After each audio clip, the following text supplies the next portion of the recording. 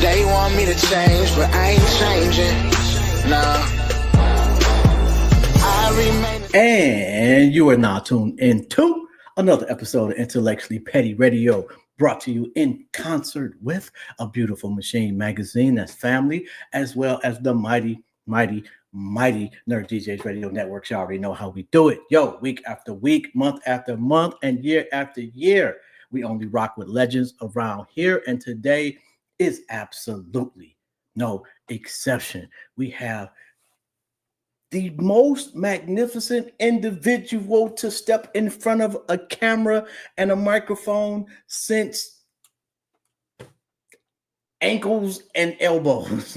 My guy, Corey Cofield. How you doing, King? Oh, man. Yo, that's the coldest intro I ever had, champion. Yeah, that's big. Yo, how's your family, man? Man, all is well, bro. All is well. Everybody's doing amazing, man. Life is beautiful. You know what I'm saying? Let me raise this chair up a little bit. Yeah, there I go. Yeah, life is beautiful, man. How about yourself? Oh, man, like I was telling you before we got on air, man, you know, it's been a shit show before the show. Oh, boy. Right. So if you out there and you see that the visual for me looks a little different, because I had to go back to some old school shit. But anyway, and let me make sure I get this right too, man. Self-made transformational speaker. Transformational guide. I'm sorry. Transformational guide. What exactly is that? Okay. Transformational guide, I just help people transform their lives. I help them find their passion, and then I give them detailed steps on how to get to it. And the reason why I say guide, because I feel like a guide has a different a different role than a coach, right? Okay. So if you're dealing with a coach, a lot of times, just think about basketball or football, any of that. When the coach tell you what to do, what they say, go do it. They send you on the field, and it's up to you to get it done, right? Mm-hmm. But if you go on a guided trip, right, or a guided a tour, right, the guide is with you the whole time. Now, the guide has been through the tour before, so most times they know how to navigate through where you're going. Yeah. And the most important part is that they have been successful in some part or the other at navigating through it. And so a guide for me is a person who's there with you through the process completely. So with my clients that I work with, so I do individual one-on-one group guidance. So that means personal performance, right? So also business, just keeping you in line with your goals, setting goals and different things like that. So a guide is with you through the whole process, whereas a coach is there for a period of time and they send you out to go do it. Okay, I got you. Yeah.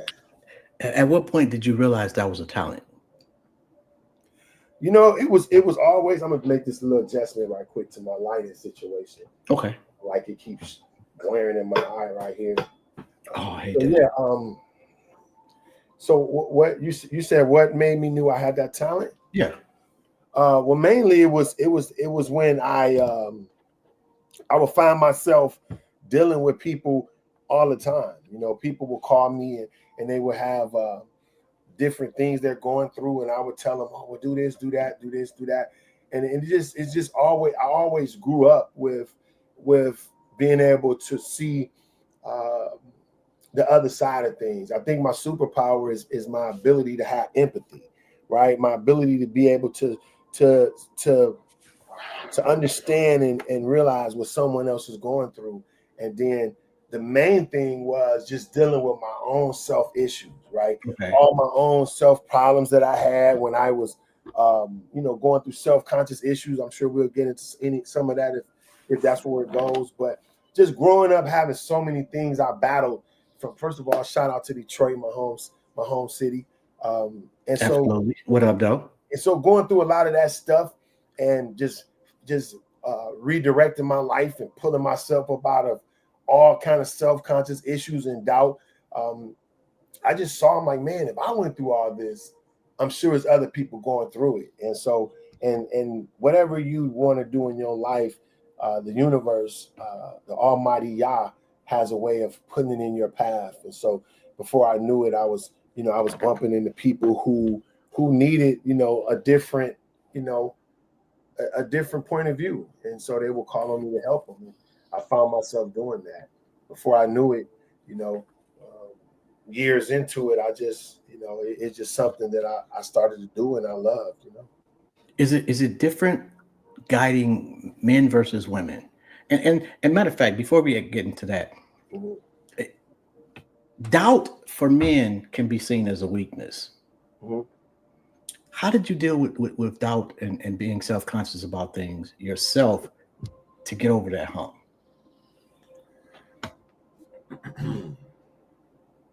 Doubt comes from not being prepared in one way or the other. Not, so you can have doubt because you're not mentally prepared for something.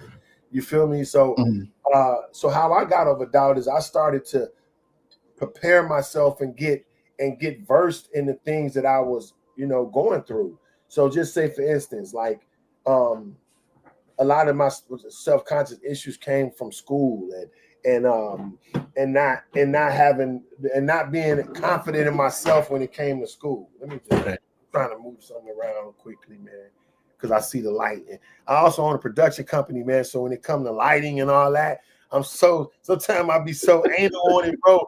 I'll be like, yo, being dark too, bro. I ain't trying to be all burnt to your camera, bro. I gotta make sure shit is always. Yo, we putting the light directly on me, bro. We ain't with all that. Hey, man. Yo, matter of fact, I saw something else. What is a Sigma male? Oh, a Sigma male. Good question. A Sigma male is a male who is he may possess some of the qualities of an alpha male, right? Mm-hmm. An alpha male is a person who's a leader, who controls situations, who know how, who can lead, who can take on certain issues with and not be affected. So we all know what an alpha male is. But the thing with an alpha male is it has to operate in packs, right? So a Sigma male possesses all those things, but can operate all alone. And I find that that's me. I don't have to have a group of people. I don't have to have a big crowd. None of that. You know what I'm saying? It's like I can get it done regardless. Yeah. So, and you seem to be that way as well, bro. Like just looking, even the stuff you're doing right now, you seem to have the ability to, I see a lot of stuff you function on your own. You self-starter. You don't have to have a group of people around you in order to do something and get something done. And so, that's what a Sigma male is. Did we freeze up here?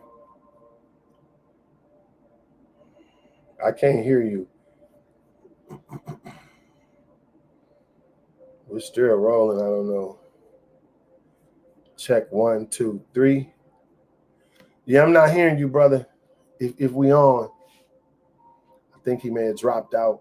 But yeah, he asked me a question as well as how did I get over doubt? And so I started to prepare myself when it came to doubt. I started to, the different things that I went through, I started to deal with it. I started to face the issues that I was facing. Like, so I had a lot of self-conscious issues about me being the color of my skin, right? I dealt with a lot of stuff being dark-skinned. And so I started to really just look at the reality like, wait, is dark skin really bad? You feel me? Am I ugly? Right? So I see you back, brother. I don't know what happened. It kind of went out. My internet just said fuck you and turned off. Okay, yeah. But we kept the bar rolling for you. You know what I'm saying? And I was just addressing you asked me about the question of how I deal with doubt. Mm-hmm. And So I was just addressing that. And one of the things, what I was saying was that doubt comes from not being prepared and confident in different areas, right? Mm-hmm. So you don't see Kobe doubting, you know what I'm saying, when he played, because he was prepared, he was well prepared, he knew what he wanted, he had a detailed plan, and it was all planned out. So a lot of my doubt came from self-conscious issues. Like as you were getting the internet together, I talked about how, you know, being dark-skinned was I caught a lot of flack behind that. And that was one of the biggest things that I was self-conscious about, just was my skin complexion. So in that area, I just started to really break down the things that I was feeling. So I felt like I was ugly. So I had to deal with that. Look at, okay, ugly is in the eye of the beholder, right? So nobody can't tell me I'm ugly. I gotta feel that. If I don't feel it, it's not true. One of the other things I said, I wasn't as smart as everybody. So I started to look at, wait, the reason why I did bad in school because no one took the time to see that I was a different learner. So I'm a learner that you got to kind of put hands on. But standing up at the board, it takes me longer to process stuff. But back in those days, it's either you got it or you don't. Yeah. And so I looked at, like, now I'm in a slow class, right? They put me in a slow class with people with helmets on, like, really. So I'm in this class. I'm like, what? You know, and so I started to break down those things. I said, no, it wasn't nothing wrong with me at that moment. I just learned differently.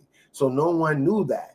And so they put me the stigma on me. So once I got to see, wait, I learned different. So it wasn't that I was less intelligent than anybody else. It was that I had a different process with learning.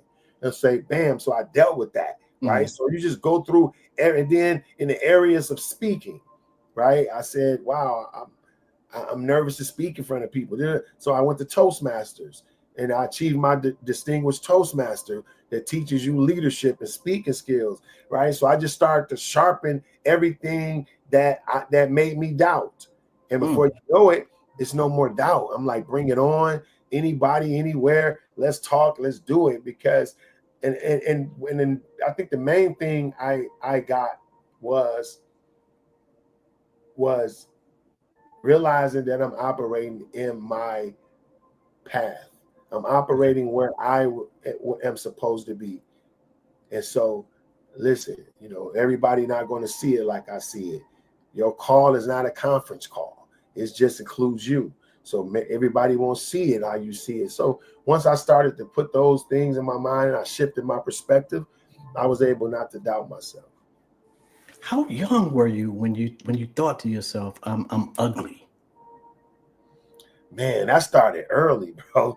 It started early because, you know, I'm from the D, right? So Detroit, bro, they gonna put it on you. Yeah, niggas. You know, every place is not like that. But I mean, every place is like that as well. It's not just like it's just Detroit. Yeah. But you know, you had to have tough skin. So I grew up. First of all, my family, you know, we all just the dozens. You know how that was back in the day. People don't do that as much now, but you know, in that day, everybody talked about you. Oh my God. They call it fried. You get roasted. Oh, man, in a heartbeat. They cap on you. So it all started from that because I was just, you know, I was just dark. I was mostly darker than most of the people around me. And, you know, ashy coming outside. And they just roasting you like, you old black ass, you know, black bark and all this. You know, you so black. You went to night school. They marked you absent. And all this, you darker than under the bread. You blacker than under the bed. You know, just all this stuff, bro. And that's hilarious, man. But it's fucked up that we do that to each other. Right, but you know how it is, man. People, you know, my brothers too. A lot of that stuff came a lot from my family because, you know. But you know, to this day, my brothers, bro, they didn't know, they wasn't trying to do that. They was young too. You know what I'm saying? So some of my stuff, my brothers done. They came to me, bro. I'm so sorry, Corey, man. I didn't know, bro. I'm like, bro, I didn't understand. So, you know, people just be who they are, man. It ain't like they're intending to hurt you. You know, yeah, you do dumb shit when you're a kid. Yeah.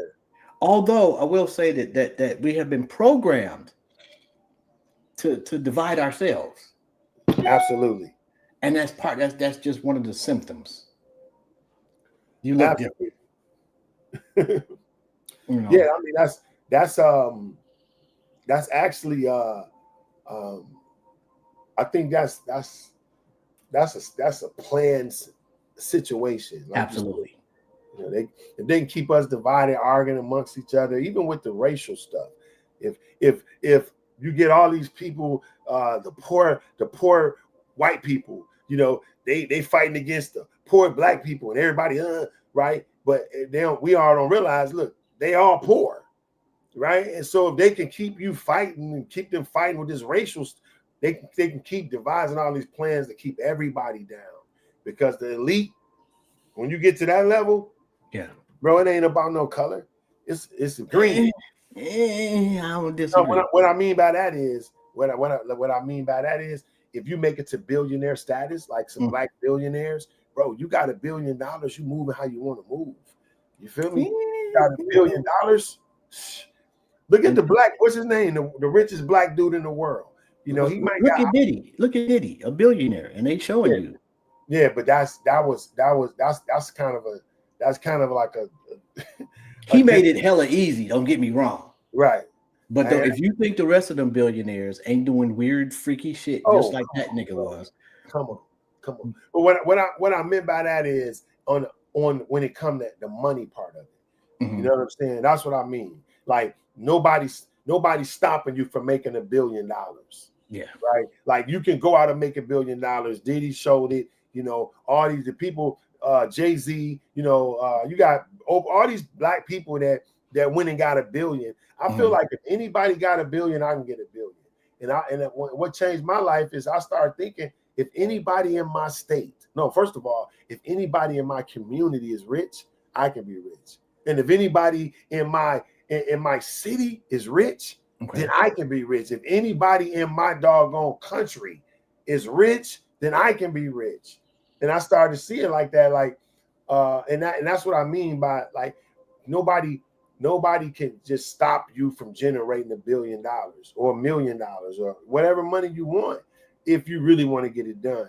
That's what I meant by when I made that comment. Of course, we know on the racial side, there's a lot of blocks and stuff they can put in your way if you don't got that right color skin. But overall, if you go out and get it, you know, you can make it happen. Let me ask you this.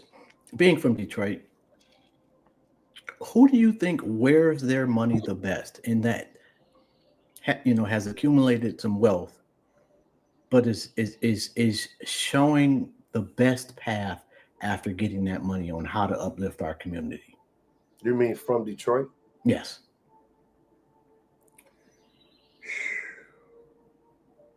Man. Because for me, I'm going to say Jalen Rose. Jalen Rose? Yeah. Yeah, Jalen Rose got the school, right? He got the yes. school. He got a lot of stuff. Yeah, I would say Jalen Rose. If not Jalen Rose, I would say Big Sean.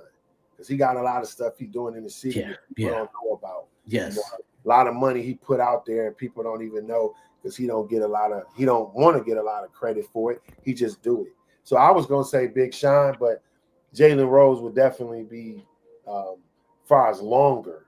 You know what I'm saying? I would definitely I'll vote for him as well. Although I gotta say, and I know Chris Webber is not a fan favorite, but he's got a collection of slave letters that I saw at the African American Museum some years ago. Yo, man. What? Letters that slaves wrote either to each other or to somebody else, and it just gave you a glimpse into the horror, the real horror, and how they were kind of dealing with it. That was one of the most impressive historical things I personally have seen about our people. It just did something to me to see it. And where is it? It's in Detroit? It was. He let the African American Museum. Right. He let them put them on display for like he had an exhibit for maybe a month or two, and I just happened to take my daughters to go down there, and we saw these, and up until that point, I'm gonna be honest with you, I'm not the biggest fan of Chris Webber personally. Still, right. It's not even the timeout. It's the whole, when he kind of snitched on old boy, that didn't go well. it just, I wasn't a fan of his. I didn't understand how he was looking at black people, and it was a different lens. When I saw those letters, I got what he was trying to do to hold on to some things that once you read them change you a little bit. So I got it. It was just a more intellectual approach, if that's a good word. I don't know if that's a good way to explain it. Man, I'm definitely interested in seeing that. I wanna check that out. Yeah, that shit was crazy, bro. Yeah. I can't imagine. When you said that, I'm like, wow. Like, yes. To read something that while they were in the moment, like Oh. I definitely got to. I'm gonna do some research on that one, man. Thanks for putting that in my space. Oh, no doubt, man. East side or west side? Where'd you grow up? 7 Mile. Oh, that's 7 Mile. see, I'm from 7 Mile too, but I'm the real 7 Mile. I'm on the west side. Ah! Hey, but you know what, bro? This is something I really thought about doing. I really want to shoot a documentary on 7 Mile because everybody's so familiar with 8 Mile from the Eminem point of view. But at the end of the day, bro, 7 Mile got so much history. I'm talking about from the east all the way to the west, bro. Yes. 7 Mile is the mile. Like, I really believe 7 Mile is the main mile, bro. I mean, it is. That's not even a question right there. 7 Mile, like you said, I mean, from the east all the way to the west side. You know what I'm saying? 7 Mile has a deep history, a really, really deep history, man. Yeah, man. It's what I saw a young lady not too long ago that wasn't from Detroit, and she did a video, and she was saying how Detroit was the blackest city she'd ever been to. Like, she had never been to a restaurant that only had black people in it before. The waitress, the waiters, the cook, the all the patrons and black people on dates. And it just was so powerful to her. When you leave the city and people ask you about Detroit, what is your favorite thing to talk about?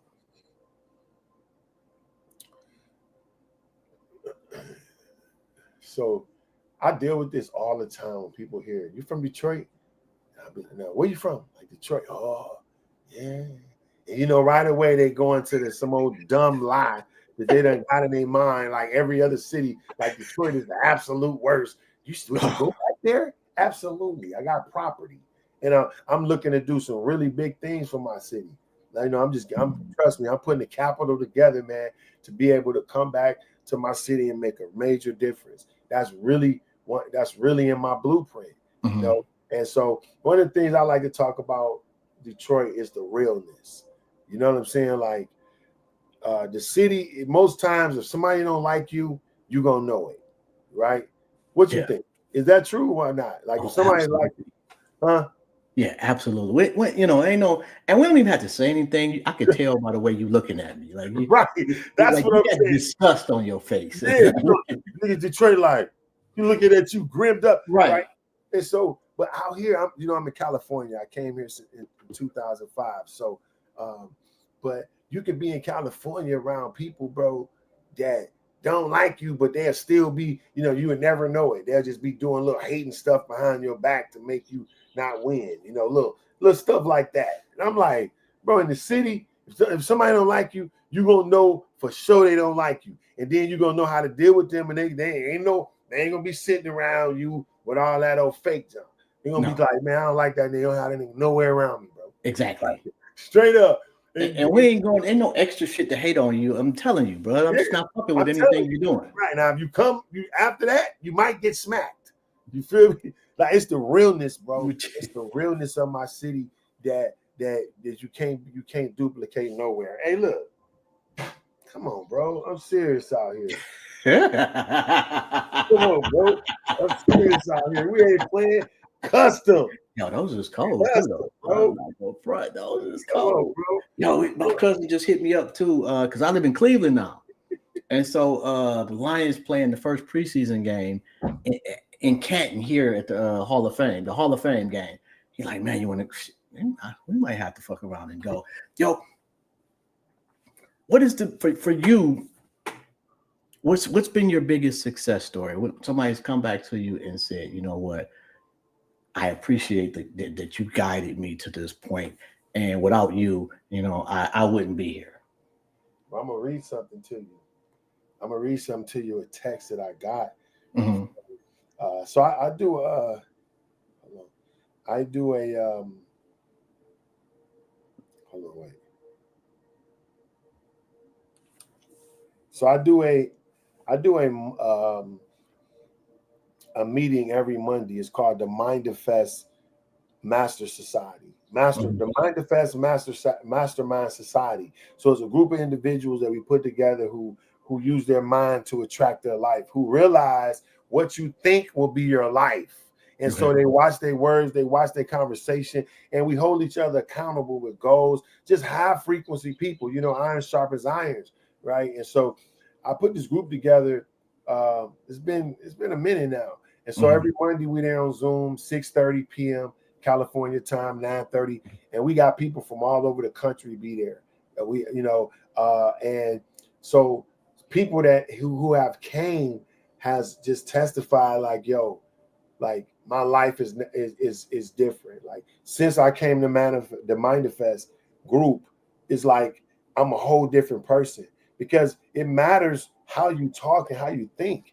And so our motto is only see what you wish to experience, right? That's one of the things that I push. That's one of the perspectives that I push to people when I talk to them. Only see what you wish to experience. And people are like, what do I mean? So do a test, bro. Today, ask three people something about what they want, right? So just say, what kind of car you want, or where do you want to live at, or something like that. And most people, they'll answer that question with what they don't want, right? So they'll say, all I know is I don't want to live in the hood. I don't want to live on there all outside selling dope, shooting. I don't want that, bro. But what kind of car? I just want something that don't be breaking down on me. I don't want to get the A to B. I don't want to get stuck in the middle. You feel me? Like, yes. So that's how. So we are programmed to think about what we don't want, and as you think, you become. And so before we know it, right? I just don't want to be broke, man. I just don't want to not be able to pay what I gotta pay. They're not gonna say I want to be able to make this amount of money a year to be able to do this. They're gonna automatically go to what they don't want. That's most people now. You got some people that maybe that don't do that, but most people are going to start with what they don't want. And so just getting people to say no, get a perspective of what you want at every minute. Keep what you want to see in your life in your mind. And the more you keep it in the front of your mind, the more you attract it to yourself. So those are some of the things we teach, and we go over, on the Monday night Zoom call, right? It's like, it's powerful. The last 4 weeks, we had a master class on Money Is My Friend. It's a book by, I think, Phil, I forgot the last name, but Money Is My Friend. If you haven't read it, read it. Because, it'll change your whole perspective on money, bro, and how we receive money. And I'm telling anybody that's listening to this right now, if you're struggling financially in any way, shape, or form, get this book. Because it will change. If you're struggling in any way, shape, or form, it has to do with your perspective on money. It has nothing to do with how much money you made or what kind of job you have. It's all based upon your perspective when it comes to money. Now, what you say the name of this book is? Money Is My Friend. Matter of fact, let me grab it. Let me see. Do I got it right here? I'm making sure I put a note in there. I mean, I ain't. This is one copy. Look, hold on. Let me get the other copy because I want to make sure people see this. You know what I'm saying? They got two different copies of it, and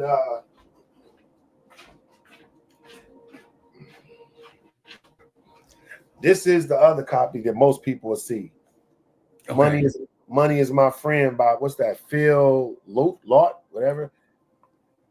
And they also have this version. This is a newer version. It got more, it got more stuff in it. But this book right here, it was taught by we did a deep dive on this. A young lady named Brittany Reeves, Billionaire Brit on Instagram. She took us through a master class 4 weeks, bro. And I promise you, this book, I was so blown away because some of the concepts and stuff that this book went in when it came to money, I was like, I never even knew anything about it. Nobody ever talked about it coming up.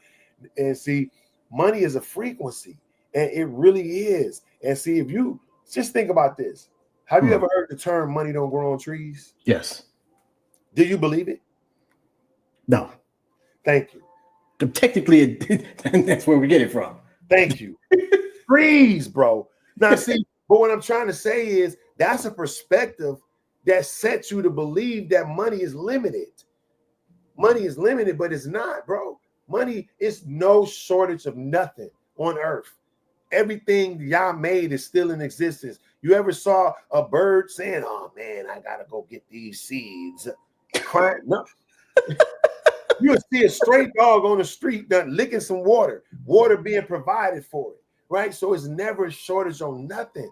But it's these little perspectives and these little lies they tell us, like money don't grow on trees, to get us to believe that it's a shortage. You know what I'm saying? Money absolutely grows on trees. And so when you develop a perspective that money is endless, and that we don't have to be afraid to spend, because that's why it's called currency. Money has to flow. Money is like the tide of the ocean, bro. It comes in and it goes out. And once we really believe that, we won't be afraid to spend. We say, "Oh, we need that here." Bam.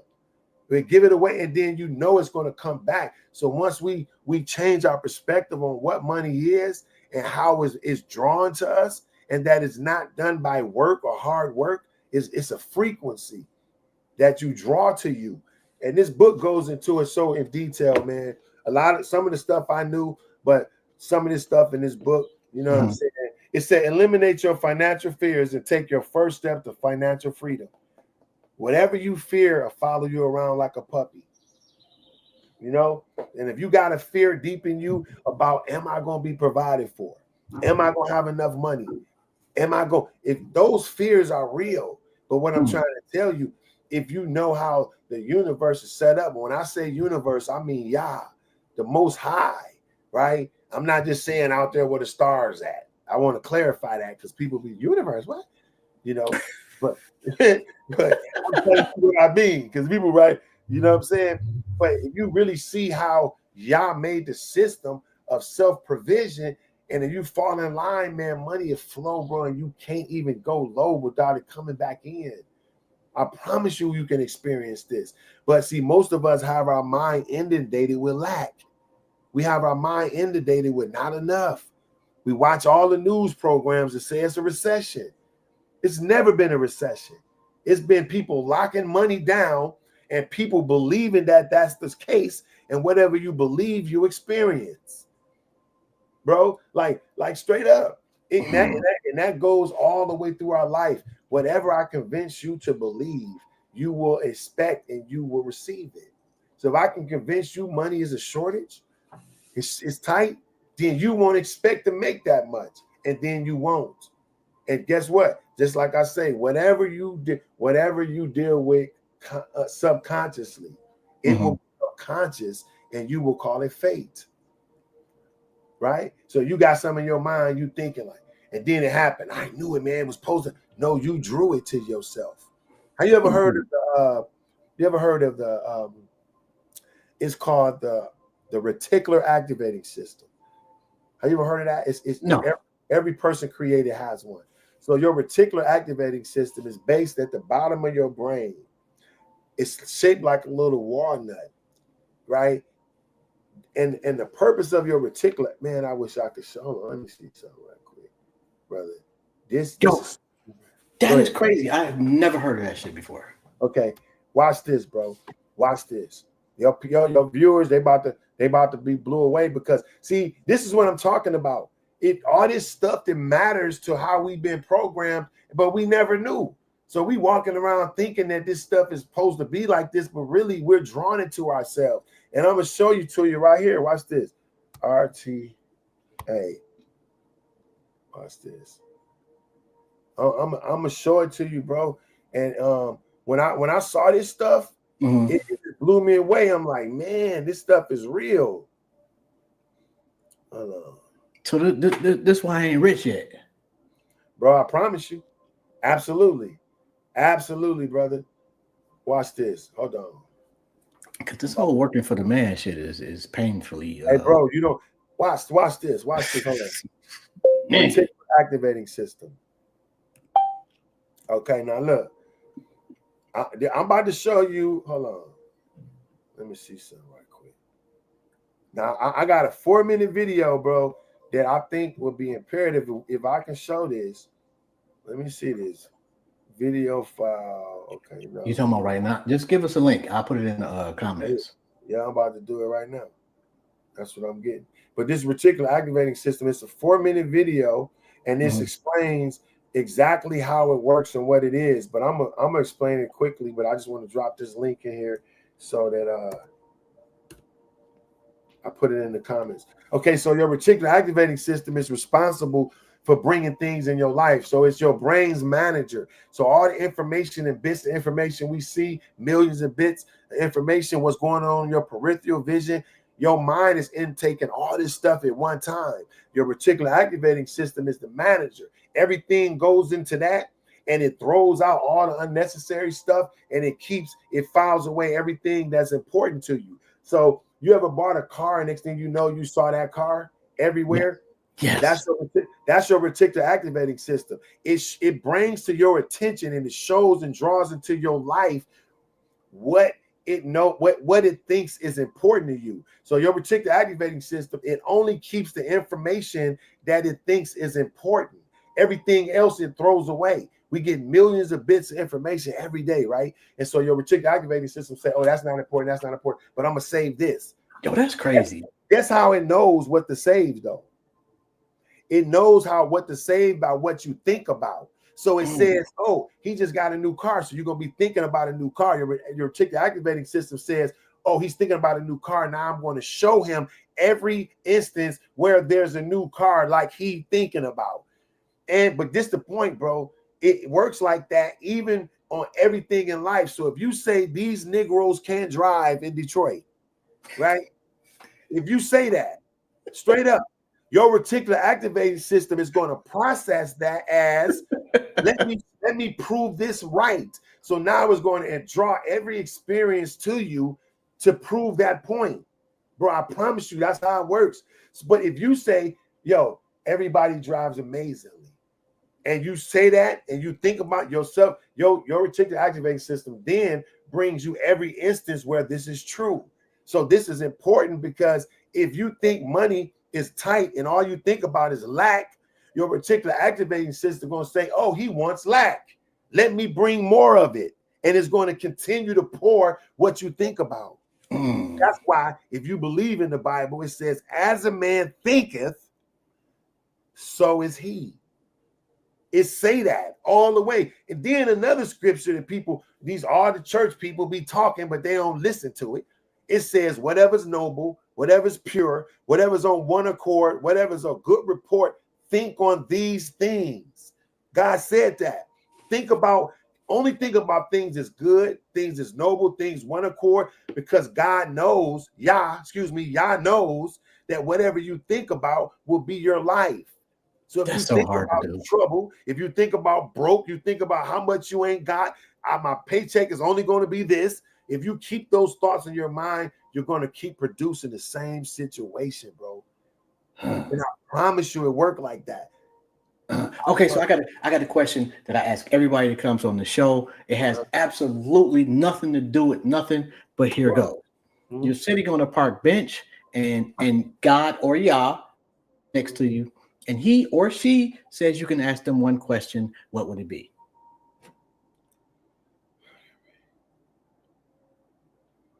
That's a good question. What would it be if I could ask one question? For me, that question would most likely be, how can I be more effective to help people? How can I be more of what I need to be to fulfill the call that I feel like I have? Right? Like that's my only concern, really. How can I be more effective, man? How can I help more people? How can I change the world more and more every day? That's really my only concern. and everything I do is meant to do that. How can I help somebody struggling?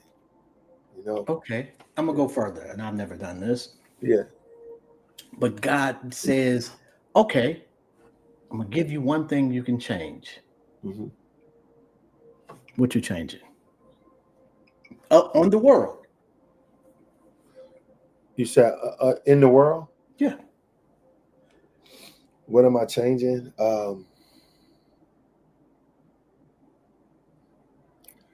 I would say I would point people back to Yah.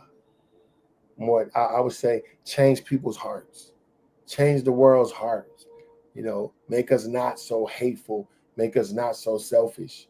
You Mm. know, give people a heart to love again, right? Because I feel like if my life is lived to make sure you're good, and your life is lived to make sure I'm good, everybody taken care of. But at We should some be point good. in life, right? At some point, everybody just got selfish and said, me, my four and no more. So everybody turned their attention on the inside.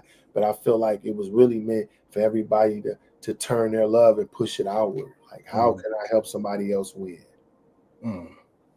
Yo, that's some powerful shit. Because most of us, myself included, would probably do it a little, be more selfish with it. I mean, I can see how that's possible, but at the end of the day, I feel like if if we have this, if we do it like that, everybody will win in the long run. Like I wouldn't say, "Oh, just help me be rich" or "help me do this," because I know if by me building up everybody. I made a song back in the day. I used to have a label deal with Universal, bro. I Mhm. started in hip hop. That's how I started, and so I had a song called "A Giving Tree," and it was about a place where everybody was provided for corporately. Like if you need a house, somebody gonna build it. If you need a car, somebody gonna give it. Like, and that's what the Mindfest Master Society is about: building a community of people that we all have different things we do, but we all bring it to the table, and collectively in this big Mm. circle, we all take care of each other. Yeah. Right. So I do graphics and motion graphics. I shoot film, all that. Right. We got somebody else to do this, and we all come together. You need this, okay? I do this. You need that, bam. And before we know it, everybody's provided for. And I feel like, bro, that if we did that, man, what an amazing world this would be. We turn this era. Yo, what's the significance of the music in the background? It's about energy. It's about energy, man. It's about frequency. So this particular thing right here Mhm. is it's a 432 frequency, and so when you have frequencies, that the whole world's made of frequencies, bro. It happens all through. We just can't hear them. But Mhm. frequencies shift your energy. They shift your body. You can be healed by frequencies. You know what I'm saying? It's like, and so I just keep them going. It's just a habit, really. I sleep to them, bro. I always got some kind of frequencies going, just to keep me lying, bro. It's so important. Just imagine if you listening to music, fuck that bitch, bro. You know how the energy you get in, you like, but you know what? You looking at a bitch, fuck you. Your wife like, bitch, get out. You know what I'm saying? Pulling pistols on you. You Yeah, know, I get what you said. yeah. So it's just like, energy to put you in a certain energy, man. Because I got, like I said, man, we from the city. You know how we grew up. Just I had so many traumas, bro, wilding on people, that I had a lot of anger and just a lot of stuff. And I like to say this: I haven't arrived, but I left. You feel me? So I haven't got to where I'm supposed to be all the way, but I'm on my way.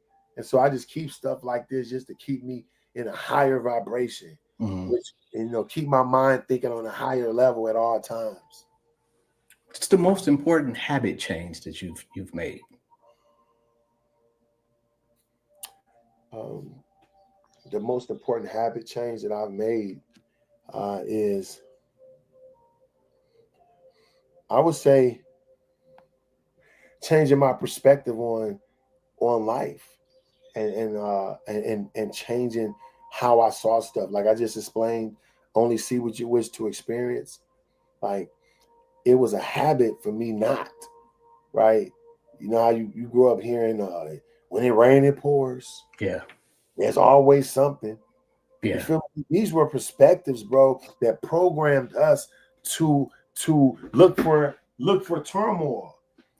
You know, these were perspectives that's programmed us to expect things to go wrong. It's like Right? a trauma expectation. Bro, yeah. You feel me? And when you got those expectations, you're going to experience it. And so I think I grew up with so much of that I just had, man, I just was always expecting something to go wrong.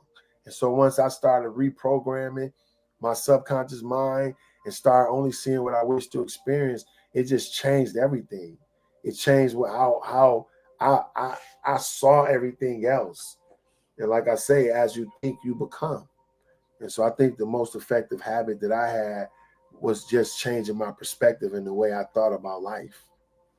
If people want to use your services, how do they contact you? CoreyCofield.com. That's my website. I'm on social media, Corey_Cofield. You know, you can go through Instagram, TikTok, any of that stuff to be able to get me. But CoreyCofield.com, you can go send me an email. Yeah, that's You also an author. Yeah. Oh yeah. Glad you mentioned it. Damn. Follow Your Yellow Brick Road. You know what I'm saying? This is the book. This is my book, y'all. You can get that on my site too. Follow Your Yellow Brick Road. Your passion leads to your provision. Right? So this book teaches people how to find their passions. Just like you doing what you love, bro. Did you know I read a statistic say 86.7% of people wake up every day and go to jobs they hate and in relationships they don't want to be in. Oh, that job should hit home right there, bro. Yeah. And so when I realized that, I started to say, wow, so your passion will create your provision. And so that's why we got to focus on what you love and your gift. That right there is meant to make generational wealth for you. So I would tell people, listen, start finding what your passions are again. Start finding what you were built to do, because those things is what create generational wealth, like Walmart, McDonald's. You know, all this stuff was somebody's dream, right? And next thing you know, now they got the whole world working for them. But you was meant to have your dream, bro. So let me tell you, even what you're doing right now, did you know the number 2 way to make millions of dollars right now is content? First is tech. If you make a Facebook or Instagram, something like that. But the next thing is content, bro. I'm talking about. I heard a billionaire talking about this. He say, bro, content is it right now. So if you go hard, if you look at it like I'm shooting content, that's why I stream every morning. You see on the morning shift with Corey Cofield, I stream Monday through Saturday, right? I stream on all social media platforms. Bro, content is it. So you can start just build content, right? I'm talking about Netflix looking for it, Hulu, Zoo, Tubi. All these people are looking for content more than ever, bro. I shot commercials for Netflix, and it was so hard to get that. Now, bro, everybody looking for content. You know what I'm saying? So I would say, how did they find you? Who? Netflix. Yeah. Well, I have a production company called I-60 Studios. And so I was just doing, you know, I worked for NBC as well. I worked on Days of Our Lives. So a lot of the stuff I was doing already, it's just, you know, people just knew me for filming. And so Days of Our Lives, though? Yeah. No, that's crazy. Yeah, that's crazy. Days of Our Lives? Yeah. I worked on Days of Our Lives for like 3 years. Yeah. Oh my God, man. So, yeah, rest in peace. My grandmother would love you. Hey, look. Hey, that's so funny, bro. Like I was laughing because when I got on set, I'm like, and I'm, you know, Stefano. I worked directly with Stefano. He was one of the biggest names there. I bet your grandma, you say his name, she gonna say what? Now Stefano was my guy. I worked with him every day. You know, what's his character name though? Stefano. That's his name. Yeah. Oh, I'm look him up. Yeah, Stefano, man. Me and him was he that man he died now, but he was a powerful individual, man. He was one of the biggest talents on the show. You know, he was on there all years, man. But yeah, so I've been working with them and going through that kind of stuff with them is how other people will know what I do, and before you know it, you know, stuff get passed around and people calling you, you know. But you know, it's a lot of rigmarole to get through all that stuff. You know what I'm saying? It really is, and that's why I started doing independent stuff, because you sitting around waiting on them, man. They calling you when they want to. You know what I'm saying? That ain't paying the bills. Yeah, you know. So you just gotta keep, like this man Stefano right here. Oh yeah, I do know that guy. That's me and him right there. Me and Stefano, look. Yo, that's crazy. Yeah, so that's how you know, I got a lot of plugs, man. I got a lot of plugs. This is us on set right there. The different suits. Man, do you know them suits used to be so dirty, bro? Like you going to, I mean, dusty, bro. They didn't even clean it, bro. They just put it on. And bro, that camera make that stuff look so good, bro. The sets, bro, all that stuff it was in so dusty. You hit the couch like, I'm like, damn. And bro, and I'm telling you, you looking on TV, them mugs looking like they in $1 million mansions and all that shit. Man, when I say that junk is all trash, it's just, you know, it's crazy, man. But yeah, so I worked on there for years, man, and that's how I end up meeting a lot of different other people, you know. And then one thing led to that. Before you know it, I shot a couple commercials for them, and Doritos, all that stuff, but none of that. Did they give you free food? Hell nah. I mean, you got crafty services. I mean, yeah, let me take that back. You get lunch and all that. Yeah. No, I'm talking about like Doritos for the next year or some shit. Hell nah. That's what I wish they would have. They ain't give you nothing. They said, thank you. You submit the commercial, bro. It take them a minute to come back to you. And bro, they got a, bro, have you ever heard of a 90-day net? No. Just think you did some work and somebody got 90 days to pay you. Oh, bro, but they have to pay you though, right? Yeah, but it's not. Oh. They got 90 days though.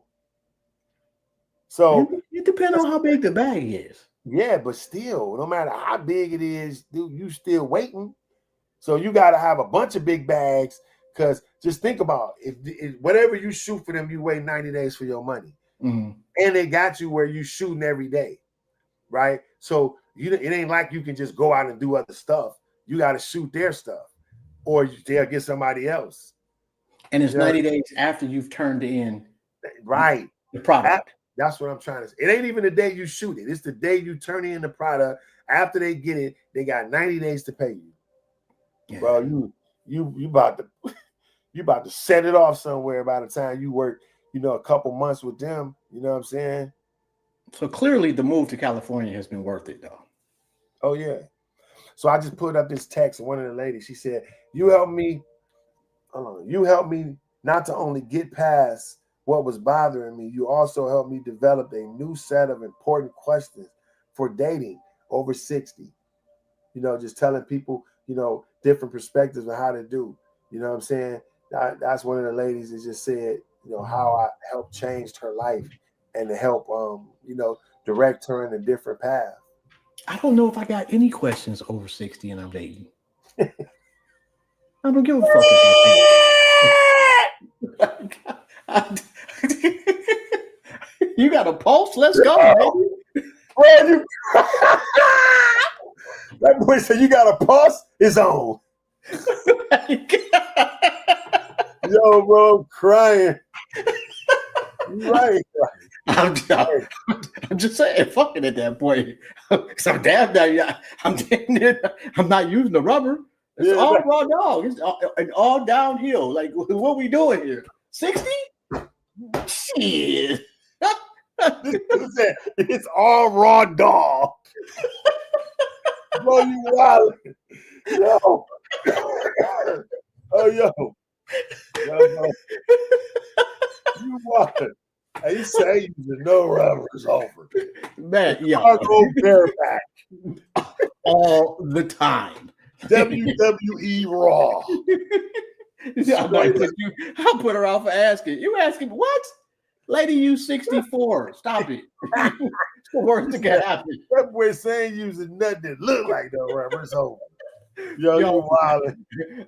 Yo. You're right though. But apparently, there is things because think about it, man. I'm 53. Me too. Right? And look, the lady who I'm talking about, well, if you saw her, you'd be like, damn, she bad. And you know what I'm saying? In shape, all that, doing her thing, own stuff, got some money. You feel me? So it's like, I guess, if you trust me, as long as a man got a dangling, no matter how old he is, he's gonna try to put it somewhere. Right. So ask away. I don't care. She can be like, you got any questions for me? No. Check, please. No. I ain't got nothing to ask you, girl. Where you coming over? Right. The Netflix and chill without the TV. Hey, but no, like I got I've dated women that was older than me. I've dated the oldest person I probably dated was, man, I don't even want to say it, man. Man, don't play this back nowhere, dog. Oh, nigga, if you say 75, yes, it's niggas. Look, real talk. The oldest person I've ever dated was 70. Oh, that's nasty work, bro. That is nasty work, nigga. Oh, bro, no. When I tell you, bro, I promise you, dog, I can call, man, bro. Yo, my man say that's nasty work. 70, bro. Hey, bro, I promise to God, bro, I'm not playing. And she was bodied up, though. Now I'm not talking about like a 70-year-old. She looking like, hey, I'm talking about, bro, she was bodied. If you saw her, you'd have been like, you never would have thought she was 70. Yeah, but I'm probably gonna think she's at least 60. Yeah, and that's over. I'm just saying. Bro, you cold. The bar here is not changing that much. Hey, I'm doing this podcast, right? They got you on speaker. How does 70-year-old look, dog? You saw her. I told him I dated a 70-year-old. My man say that's crazy. But how she look? How her body look? No lie. Hey, what was it? Bruh, what does a 70-year-old A1 body look like, though? Man, this thing is crazy as hell, bro. Hey, bro, respectfully, look, 70-year-old women. I'm next. Hold on. What you say? Say it again. I was like, give it a sis. I'm next. What's happening? Was she bodied up? She was ready. Thank you. I'll hit you back, bro. Hey, older bear, sweetie juice. The older bear, sweetie. This nigga that made up something. Bye, Tom. Hey, that shit is wine. Hey, that's no longer berries, nigga. I would have think. Hey, look, when I say this lady, bro, I promise you, bro. You heard my man say, bro. I'm like, nigga, what? What now? Next? That's how bad she was. I couldn't believe it. My AAR people is about to come after me over this shit. She looks. Hey, right, dog. You're gonna get some hate mail. Because I'm telling you, I know a 67-year-old woman right now so bad, bro. Hey, you out there trolling the nursing homes? You rolling by. Nigga, rolling by playing Luther and Barry White. Let's get it on.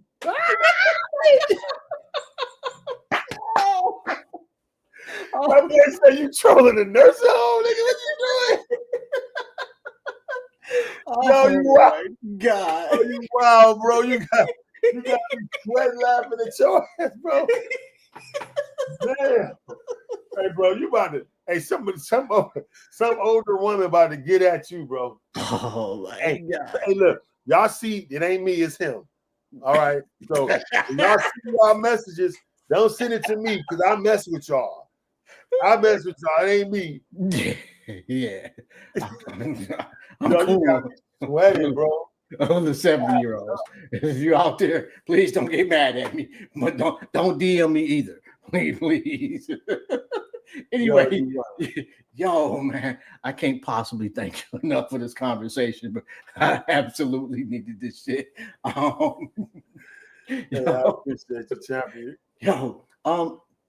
But yo, check him out. And he already put it up there in the comments, CoreyCofield.com. Make sure y'all go out there and support. Yo, and check out the morning shift. Everything that he is doing, man, this has absolutely been a phenomenal conversation, bro. Hey, hold on, one more thing. Check out my custom merch, Make America Dream Again. And I do not support any political party, but I feel like we've walked away from my dreams. And that's why people are miserable and upset. Your dream will create your provision, man. So get back to dreaming, y'all. Do what you love. We got hats. We also got the Do Not Disturb merchandise, where sometimes you got to put yourself on Do Not Disturb, man, to do what you got to do in life. You know what I'm saying? This is from our Mind Fest line. You know what I'm saying? Yeah, you know, if y'all want yeah, we got gear, all that. DM me if y'all want that link, man. Every Monday night, it's amazing. You feel me? On that note, man, we out of here. Y'all have a phenomenal day on purpose, bro. Thanks again. If there's anything that we can do for you, man, just let us know and we got you. Thank you, champion. Y'all day. Peace. We'll holler. Yes, sir. Yo, y'all already know, man. This is Jobs. This has been another episode of Intellectually Petty Radio. Hopefully, I can tweak the camera a little bit. I'll be back in about an hour. We got Marcus Woods and Sierra coming on to chop it up about the greatness that is them. Anyway, I'm out of here.